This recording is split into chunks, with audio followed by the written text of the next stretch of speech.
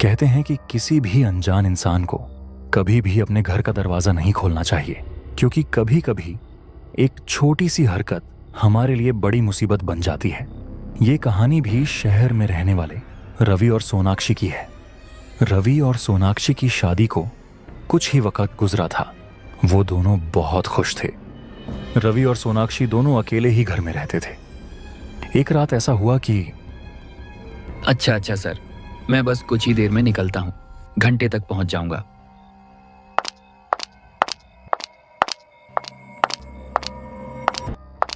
Sonakshi, office से call आया था, बहुत जरूरी काम है, मैं अभी निकलता हूं।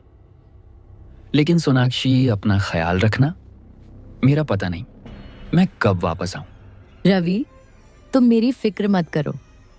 अकेले मैं रह रही हूँ और परेशान तुम हो रहे हो। लेकिन फिर भी मैं तुम्हें अकेला छोड़कर जा रहा हूं।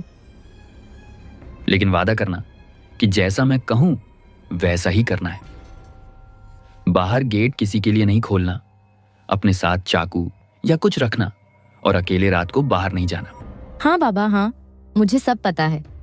तुम बिल्कुल बेफिक्र होकर जाओ, मैं अपना ख्याल अच्छे से रख लूंगी। हमें वैसे एक केयर टेकर को रखना चाहिए था। अब तुम्हारे साथ कोई ना कोई तो होता। अच्छा खैर, अभी तो मैं चलता हूं, फिर देखते हैं। ये कहकर रवि वहां से काम के लिए चला गया और घर में सिर्फ सोनाक्षी रह गई। फिर कुछ देर बाद वो अपने बिस्तर पर चली गई और लेट गई।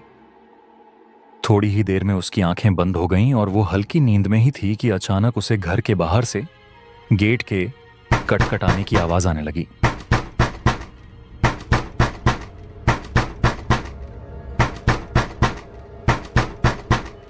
ये दरवाजे की आवाज, ये इस टाइम कौन है?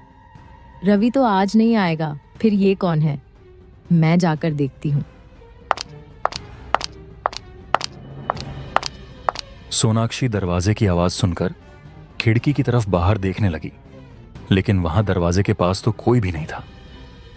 उसे यह समझ नहीं आया कि फिर दरवाजा किसने खटखटाया। ये बाहर तो कोई नहीं है, फिर मुझे ऐसा क्यों लगा कि किसी ने दरवाजे पर दस्तक दी? मुझे लगता है मेरा वहम हो गया या फिर मैंने सपना देखा होगा। ये सोनाक्षी को थोड़ा अजीब तो लगा, लेकिन उसने इस बात को नजरअंदाज कर दिया और दोबारा अपने बिस्तर पर बैठ गई। वो अभी बिस्तर पर बैठी ही थी कि अचानक बाहर दरवाजे के जोर से खटखटाने की आवाज आने लगी।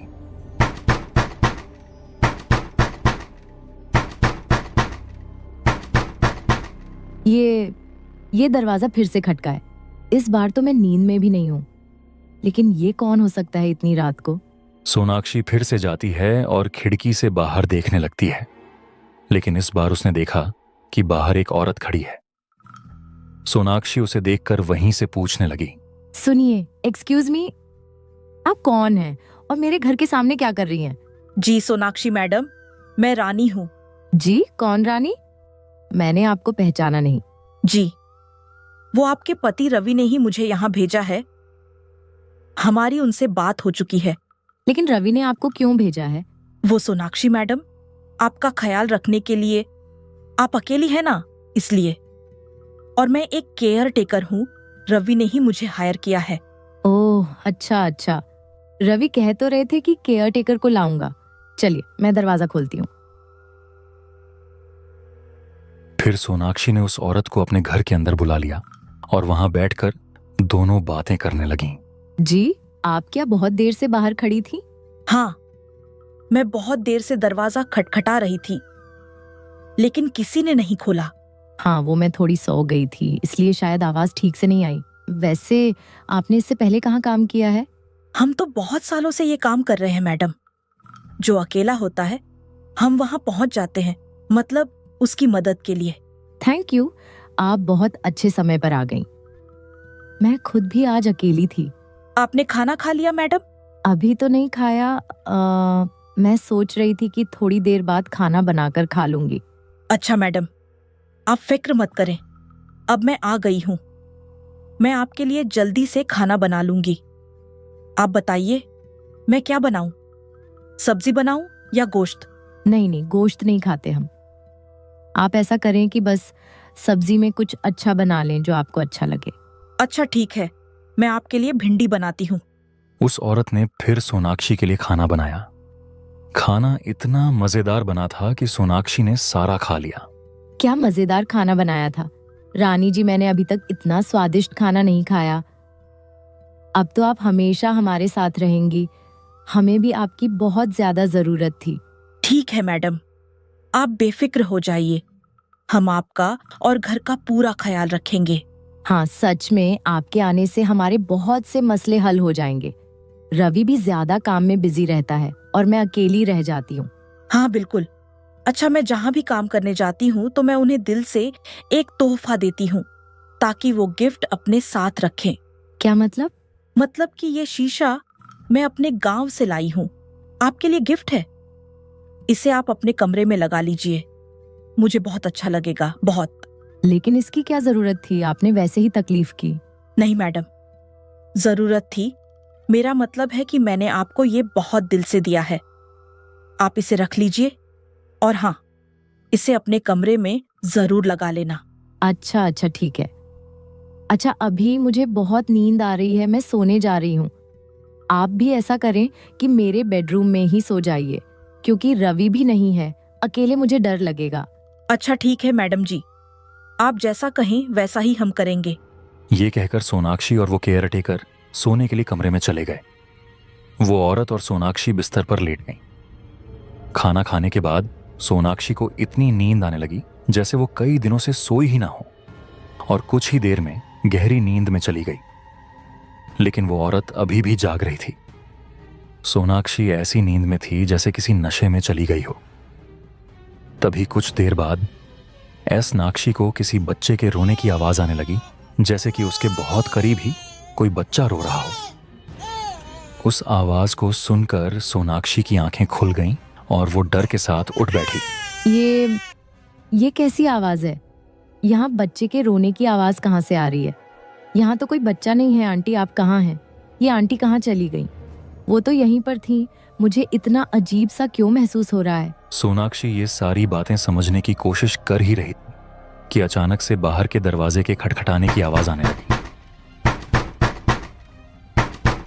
और इस बार जब सोनाक्षी ने बाहर की तरफ खिड़की से देखा तो वहां बाहर गेट पर रवि खड़ा था। सोनाक्षी जल्दी से उठी और दरवाजा खोलने गई। फिर सोनाक्षी और रवि दोनों अंदर चले जाते हैं। रवि, तुम इतने जल्दी कैसे आ गए? वो मेरे ऑफिस का काम आज रुक गया, अगले रविवार तक डिले हो गया, इसलिए मैं वापस आ गया। ओ अच्छा रवि, तुमने जो केयरटेकर रानी भेजी थी वो अब भी पता नहीं कहाँ गायब हो गई। थोड़ी देर पहले यहीं थी। कौन सा केयरटेकर? कौन रानी? मैंने तो किसी को कुछ नहीं भेजा। अरे रवि, वो आई थी, यहाँ खाना भी बनाया उन्होंने खुद कहा था कि तुम ही ने भेजा है। अरे बाबा सोनाक्षी, तुमने कोई सपना देखा होगा यार। अच्छा, मुझे नींद आ रही है, मैं सोने जा रहा हूँ। सोनाक्षी को समझ ही नहीं आया कि ये उसके साथ क्या हुआ। वो औरत आखिर कौन थी? वो सच में औरत थी या फिर सिर्फ एक सपना? लेकिन जो भी था, अब उसी रात से सोनाक्षी के साथ डर और खौफ का खेल शुरू हो गया। थोड़ी देर बाद दोनों सोने लगे और कुछ देर बाद रात के ठीक 12 बजे सोनाक्षी को ऐसा लगा जैसे उसके कान में कोई कुछ कह रहा हो, जैसे कोई उसे पुकार रहा हो। सोनाक्षी, सोनाक्षी, उठो, अब तुम नहीं बचोगी, अब तुम कभी खुश नहीं रहोगी। ये मुझे कोई आवाज दे रहा है, लेकिन कौन? मुझे इतना अजीब क्यों लग रहा है? तभी सोनाक्षी को किसी औरत के रोने की आवाज आने लगी। रवि, उठो, जल्दी उठो, यहाँ कोई रो रहा है, यहाँ कोई है। क्या हुआ सोनाक्षी? इतनी रात को क्यों चिल्ला रही हो? रवि, यहाँ किसी के रोने की आवाज आ रही है। हमारे कमरे में कोई है, जैसे कोई बहुत उदास होकर रो रहा हो। नहीं सोनाक्षी, मुझे तो कोई भी आवाज नहीं आ रही। क्या तुम्हें कोई आवाज नहीं आ रही? लेकिन ये कैसे हो सकता है? मुझे तो बहुत तेज आवाजें सुनाई दे रही हैं। ओह सोनाक्षी, यार मुझे भी सोने दो और तुम भी सो जाओ। तुमने कोई ख्वाब देखा होगा। सोनाक्षी ने भी ये सोचकर कि ये उसका वहम है दोबारा सोने की कोशिश की, लेकिन उसे क्या पता था उस रात से एक डरावना खेल शुरू हो चुका था।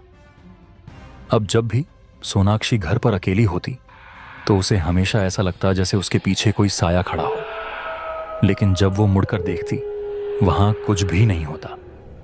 हर रात जब वो सोने लगती तो उसे किसी के रोने की और अजीब अजीब सी आवाजें आने लगती जो उसे सोने नहीं देती थीं।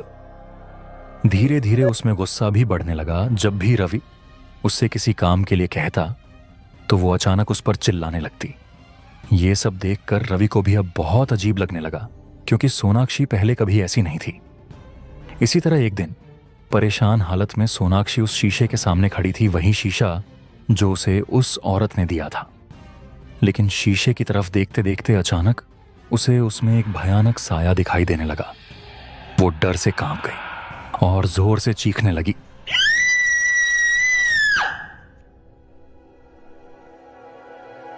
क्या हुआ सोनाक्षी, तुम इतनी जोर से क्यों चीखी? वो रवि, वो इस शीशे में कोई था। मैंने अभी देखा, इस शीशे में कोई साया था, कोई भयानक चीज थी। क्या हो गया सोनाक्षी तुम्हें? तुम ये कैसी बातें करने लगी हो? जिस रात हम गए थे उस रात से तुम अजीब सी हो गई हो। और ये शीशा, ये कहां से आया है? रवि, ये वही शीशा है ना जो मैंने तुम्हें बताया था। ये उस केयरटेकर ने मुझे गिफ्ट में दिया था। कहाँ था? कमरे में लगाना है। ये बातें सुनकर अब रवि बहुत परेशान होने लगा और उसे इतना अंदाजा हो गया था कि सोनाक्षी के साथ कुछ तो अजीब हुआ है। कुछ देर बाद रवि दूसरी जगह जाता है और अपने जानने वाले रमेश बाबा को कॉल करता है। रमेश बाबा ऐसी चीजों को देखते थे, अगर कोई मसला साया या किसी और बुरी ताकत से जुड़ा होता तो वो उसे ठीक कर देते थे। रमेश बाबा जी, मेरे बीवी सोनाक्षी ठीक नहीं है। वो बहुत अजीब सी हो गई है। आप जल्दी मेरे घर आ जाइए प्लीज, जितना जल्दी हो सके आ जाइए। अंधेरी काली रात थी और रवि के घर का माहौल बेहद भयानक था। कुछ देर बाद वो बाबा जी रवि के घर आ जाते हैं और रवि उन्हें अपने साथ ले जाता है। रवि उन्हें सारी पूरी बात बताता है। इतने में ही सामने से एक डरावनी हंसी की आवाज आती है और जब वो दोनों सामने देखते हैं तो सामने सोनाक्षी अजीब सी हालत में हवा में थी और जोर जोर से हंस रही थी।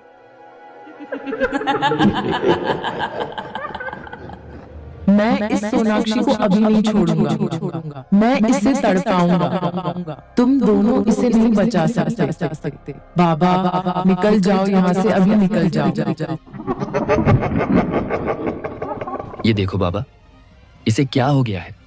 वो उस रात के बाद से ऐसे ही हो गया है। कुछ कीजिए, इसे ठीक करिए। पहले मुझे ये बताओ, उस औरत ने यहाँ कुछ रखा था? कोई चीज, कुछ भी जो उसने सोनाक्षी को दिया हो? चीज? हाँ, याद आया। उस रात के बाद हमारे कमरे में एक शीशा लगा है और सोनाक्षी कह रही थी कि वो उस औरत ने उसे वो शीशा दिया था और कहा था कि इसे कमरे में लगाना है बस। अच्छा, तो मैं अब समझ गया। तुम फिक्र मत करो, मैं कुछ करूंगा। ये कहकर सोनाक्षी वहां से जाने लगी। वो सोनाक्षी नहीं थी, बल्कि उस पर चलावे का साया था। बाबा और रवि उसके पीछे पीछे जा रहे थे। जाते जाते वो लोग एक सुनसान जगह पर पहुंच गए। तभी बाबा ने जल्दी से रवि से कहा, रवि, हमें ये शीशा जलाना होगा जल्दी। ये सारा कुछ इसी शीशे में है। इसी शीशे से ही सारा खेल शुरू हुआ है और इसी में वो चालवा है।